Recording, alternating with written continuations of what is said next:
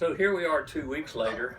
We have finished cleaning the beams downstairs. The upstairs is just about ready to be painted. All the walls have been cleaned and the soot is on the surface has been taken off. So we're just about ready to start the real painting and the upgrade of the house. You're going to see a couple different things inside, and I'm happy to show it to you.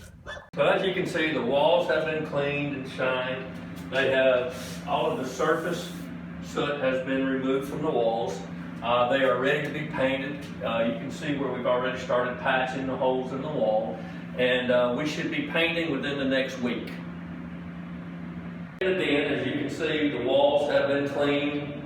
We've started patching some of the holes in the wall and prepping it for sealing and then painting. We will let the customer pick out the colors that they want to paint the house, but we will put a sealer on the walls first. As you can see, we have cleaned all of the beams. We're standing in the same point where the fire originated. This was the old heater that had caught on fire, and this is what the beams look like once they're cleaned. The next step will be to seal these beams with a sealer, and then we will come back on top of that with painting them.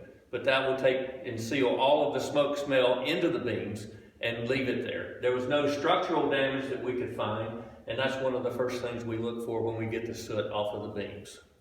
The next step in the process is going to be to rewire the house. The heat had melted some of the wires that were the original wires from the house was built in 1974. The wires had melted, the outer sheathing had melted, so we're in the process of having a licensed electrician rewire the whole house.